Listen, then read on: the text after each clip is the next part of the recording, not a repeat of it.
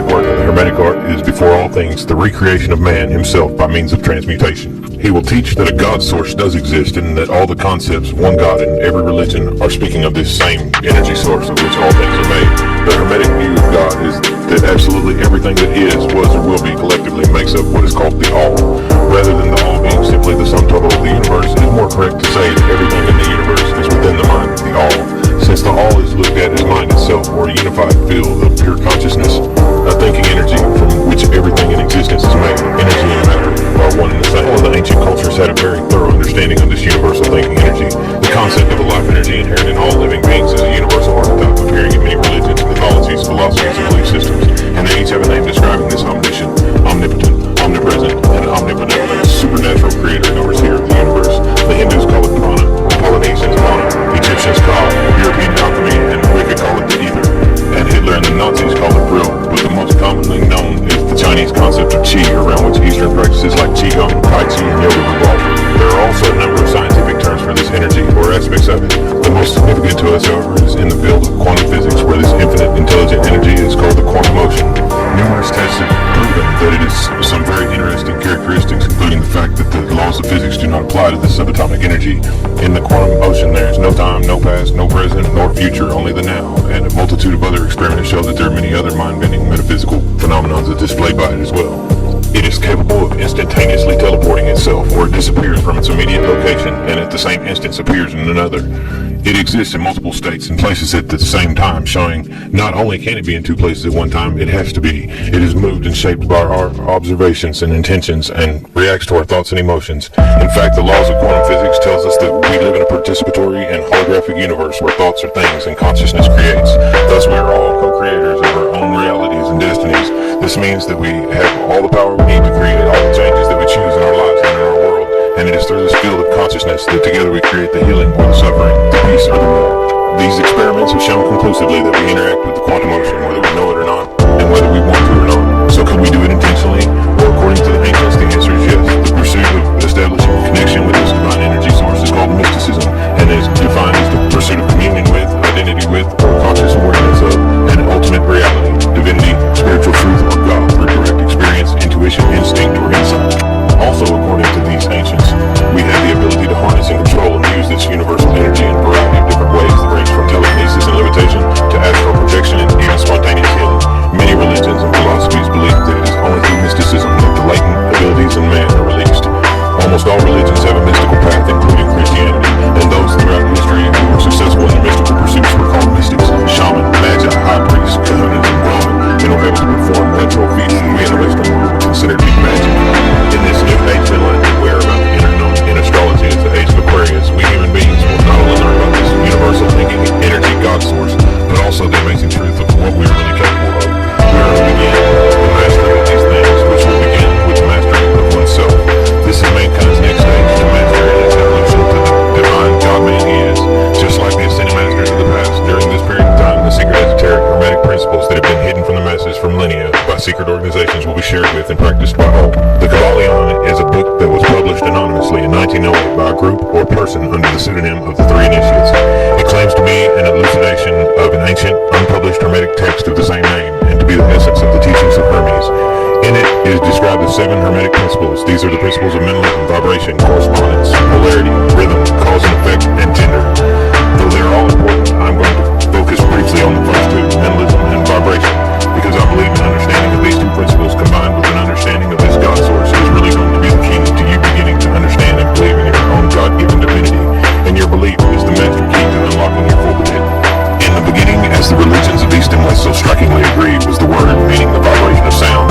The principle of vibration explains that everything in existence vibrates, and the differences between different manifestations of matter, energy, mind, and even spirit result largely from varying rates of vibration, from the all, which is pure spirit vibrating at an infinite rate of intensity, down to the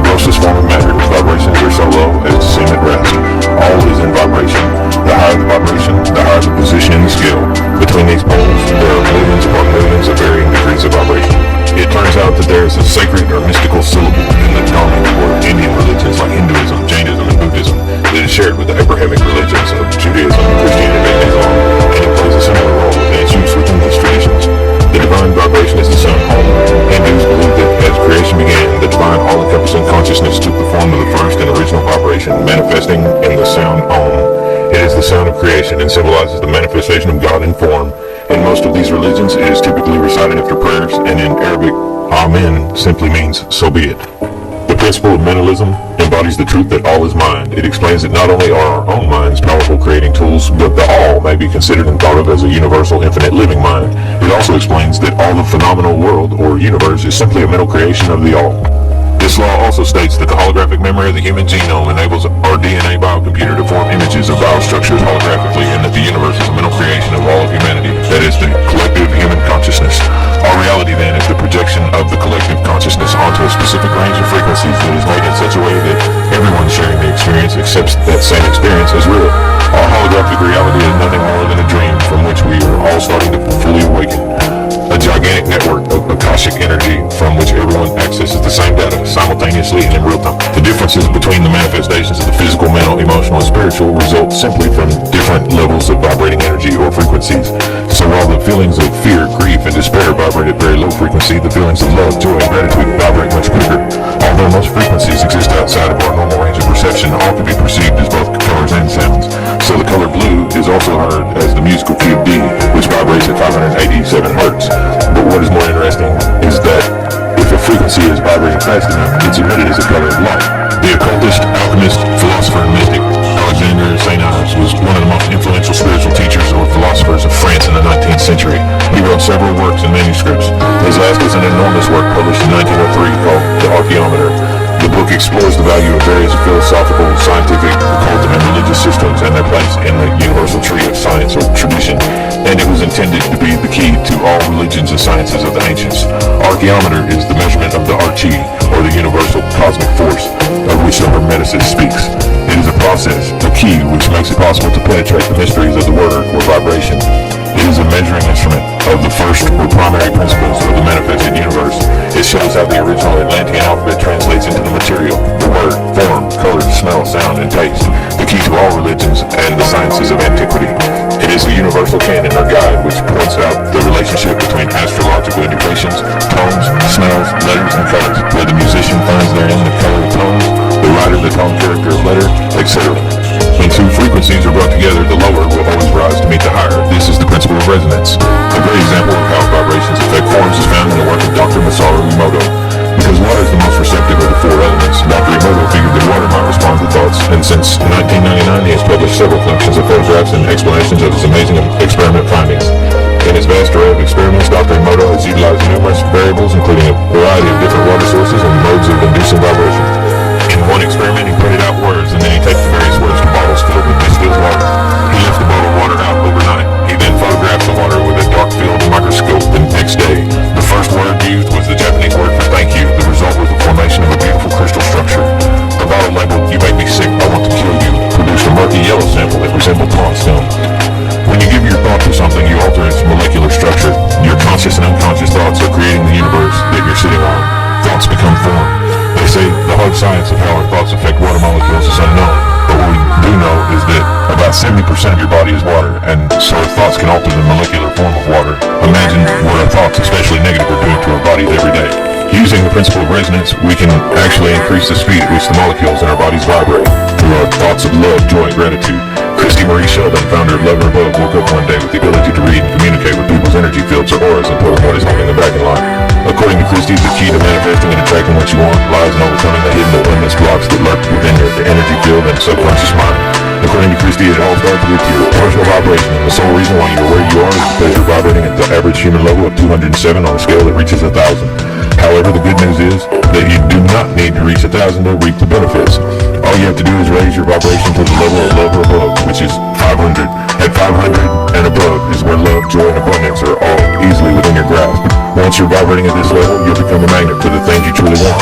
You can think of the pyramid cap showing with the eye as the vibrations between 700 and 1,000. Albert Einstein once said, everything is energy, and that's all there is to it. Match the frequency of the reality you want, and you cannot help but get that reality. It can be no other way. This is not philosophy, this is physics. Harmonics is the technology that enables the determination of the sound frequency one needs for balance and harmony of the mind, body, and spirit. In his book titled The Universal Laws of God, Dr. Joshua David Stone, PhD, wrote about how we are all electromagnetic beings. So our subconscious mind is always attracting and magnetizing vibrational frequencies. Like everything else in the universe, thought waves have their own unique frequency. And once the thought is accepted into the conscious mind, it imprints itself on the subconscious like a computer, which then attracts and magnetizes it. Our thoughts are frequencies to which other similar frequencies are constantly resonating, and it is our aura that acts as an antenna to attract them. So we are unconsciously broadcasting frequencies that are picking up similar frequencies from everyone and everything around us. We are literally attracting vibrational frequencies back to ourselves like a magnet. This resonance is the basis for a universal law, the law of attraction. The magnetic force of the law of attraction is one of our greatest assets. It's the basis for the ability that God gave us in being able to create heaven on earth, and it is our thoughts that actually manifest the experience. When atoms slow down, third-dimensional matter is created. When they speed up, the higher dimensions of consciousness can be reached. And the higher our consciousness is raised, the closer to spirit we become. At the highest vibrations is the level of consciousness sought after by mystics throughout all ages. This is the level called, among its many alternative terms, God consciousness. Different religious traditions have described this fundamental mystical experience in different ways, but they are all talking about the same exact phenomenon, that of transcendent unity with this universal God source in connection with pure spirit. This level of consciousness is associated with what is called the third eye. The third eye is our spiritual antenna and psychic center that, when open, provides perception beyond ordinary light. It is associated with the sixth chakra, or the brow chakra by the Hindu, and its location is said to be the pineal gland. The pineal gland is a 50 millimeter long, around the size of a penny pine cone shaped structure sitting deep down in the center of the head. It is located between the left and right brain hemispheres near the base of the brain. It is said to be the shriveled remnant of an ancient warmth and light-perceiving sense organ. It is known to regulate certain biological rhythms and functions and release chemicals like melatonin into the brain. It is called the House of Spirit by the Chinese, and as you can see, the Babylonians, Assyrians, Greeks, and Egyptians and others also knew too well of this sacred pine cone-shaped gland and spiritual light receptor. There is no doubt that the early Christian church also knew about the existence of this godly gland. Evidence to prove this includes the pine cone staff carried around by the Pope, and the fact that the largest pine cone in the world is at Vatican Square in the court of the pine cone. It is even referenced a couple times in the Bible. I know, you're sitting there right now thinking, wow, that's amazing. How do I get started doing this stuff? Well, the most proven method is the over 5,000-year-old Chinese art and practice of Qigong. And L.B. Carney's book, Qigong, Chinese Healing, Energy, and Natural Magic, is one of the best sources that I've encountered, and in my opinion, it's a great place to get started.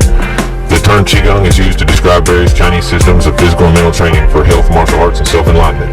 Qi is the central underlying principle in traditional Chinese medicine and martial arts, and is usually translated as life energy, life force, or energy flow, and definitions often involve breath, air, gas, or relationship between matter, energy, and spirit.